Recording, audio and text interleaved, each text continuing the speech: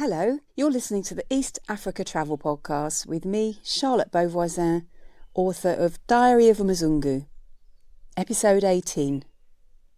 This week we're back at Sunbird Hill, listening to elephants. In last week's episode, we walked along the edge of the elephant trench and I lost my welly in an elephant pothole.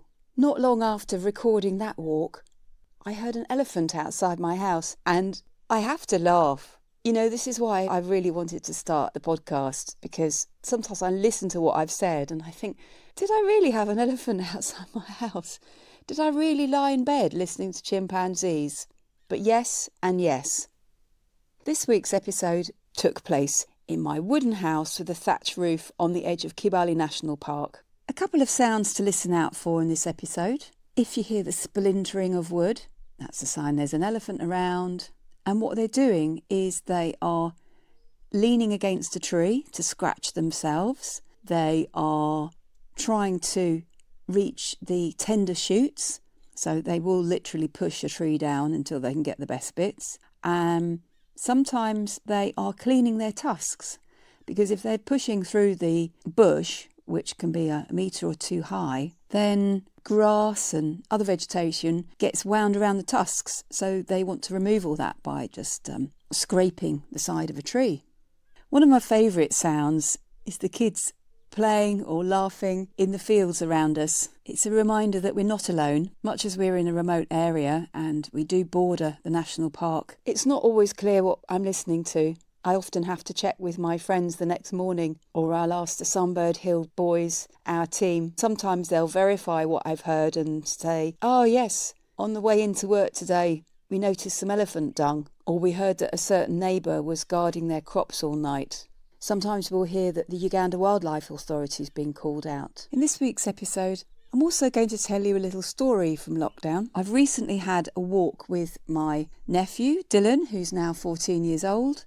We spent a lot of time in lockdown wandering along the trails, and we are both experts in elephant dung. If you find a very fresh pile and steam is coming off it, well, that's a clue that it's very fresh and you should probably get out of there because the elephant is very close. And if it's got a very round shape, it's fresh. But the dung beetles quickly come in, and after a few hours, the whole pile of manure kind of flattens. And this is just a short snippet of the kind of things that I hear at night, and they've been the inspiration for many stories over the years. I spent lockdown at Sunbird Hill, and it was these little moments that kept me connected with life. There's at least one elephant around. We found the elephant dung yesterday afternoon. Dylan and I saw very fresh dung that had tiny little flies buzzing around it. We also noticed that an elephant had crossed the boardwalk, which is supposed to keep the elephants in the park. And now we can hear the children screaming and shouting. The other side of Sunbird Hill land, but they're outside the national park. This is what happens. The whole community comes together to protect their crops.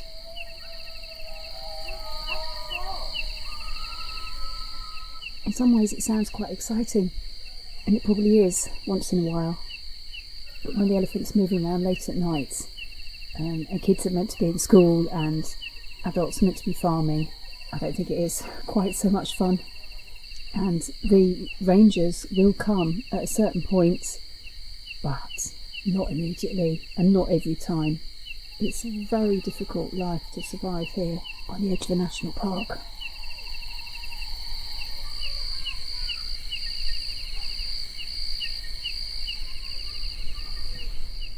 I've got an elephant outside my house. I'm going to go and have a listen.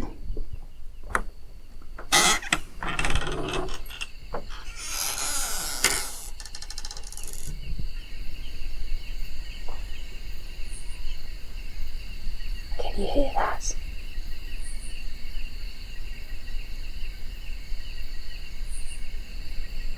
I can hear the elephant's belly. I can hear it knocking some kind of small tree.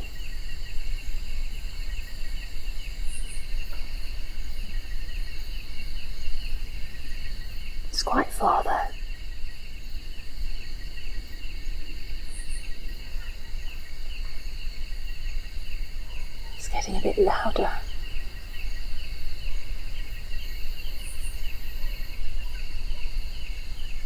Can you hear the elephant breathing?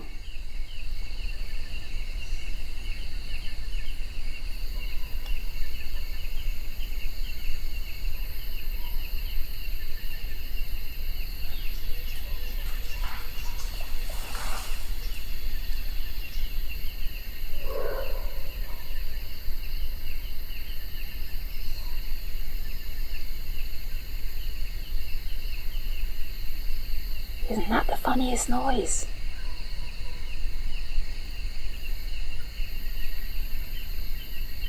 I wonder what goes through the elephant's mind as it's out there all night. I wonder why it made that noise. I'm whispering, not because the elephant is close, because it's probably, could even be 100 metres away. It's hard to tell. Could be half that distance. But my housemates are all asleep, so I don't want to wake them up. It's actually really cold out here. I've got my Maasai blanket on and socks, and I'm going to get into bed. And I know I'm going to hear the elephant more throughout the night, but we'll see. As I was listening to this recording the other day, I remembered some of the stories that I wrote during lockdown. I couldn't really get online very easily, which was an immense frustration. So I wrote lots of stories that my friend Professor Wolfgang Thome published on his blog. It was a very lovely arrangement for both of us. I've still got a ton of stories that I haven't published. I remember my Uncle Michael saying to me some years ago what a prolific writer I was. Hello Michael, hello Leslie, thank you so much for listening to the podcast and giving me your lovely positive feedback. There are so many stories that I've started and not had a chance to publish, so having the podcast is a chance for me to unearth a few of them and share them with you. So I'm going to read you one of my stories from 2020. An evening on my balcony listening to elephants. Around dusk, I heard a deep rumbling brewing in the forest. The noise reverberated like an engine, but it couldn't be. Not in the middle of the forest, and not now, not during lockdown. The sound emanating from the forest was so profound, and its echo spread so far that it didn't occur to me it was an elephant. For 2 hours I sit in the dark, entranced by the noises of something large moving through the long grass and bush below my house, a few 100 metres from Kibale Forest. The soothing chorus of cicadas is punctuated by the cracking of branches as what can only be an elephant explores the forest trails. I shine a torch in the direction of the noise and there is silence, sometimes for a few long minutes. I imagine the elephant has stopped in its tracks. I wait patiently for the sounds to resume and am rewarded with a whoosh of deep exhalation. And at that point I ask myself, how many elephants are there out there? The elephant's heavy breathing and sighing mingle with the piercing splitting of wood. At one point I hear our neighbours let out a cheer as a tree comes down. I've heard all kinds of noises tonight, including the bop, bop, bop, bop, bop, a curious bubbling noise coming out of the elephant, and the rough barks of other wild animals. Are they bushbuck, baboons? Another time I hear Dylan, I heard an elephant trumpeting, from the house next to me. I don't know how I missed that, but I'm glad someone else heard it. At one point in the night I feel nauseous. I wonder if there's been an earth tremor.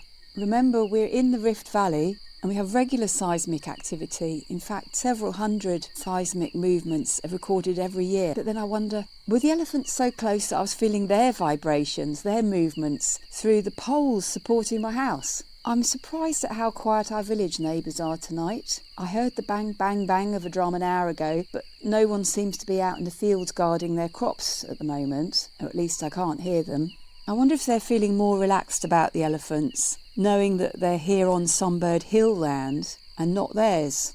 I also wonder at what point the chase will resume, chasing the elephants back into the forest.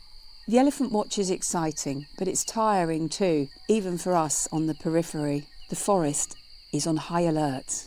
And that, ladies and gentlemen, is a typical night on the edge of the forest. I do love sharing these little anecdotes from the forest with you. You never quite know what you're going to see and hear. I can't promise that every story will have an exciting ending or specific meaning to it. Sometimes I just like to share impressions of life here on the edge of the forest. If you've enjoyed this episode, let me know or share it with a friend. I'd absolutely love a review on Apple Podcasts. You can rank the show on Spotify, leave a comment on Diary of a Muzungu, or send me a message. Over the coming weeks, I'll be talking to Pam all about colobus monkeys. Rowan and I talk about African grey parrots. We'll be in Diani talking about sea turtles. Plenty to share with you over the coming episodes.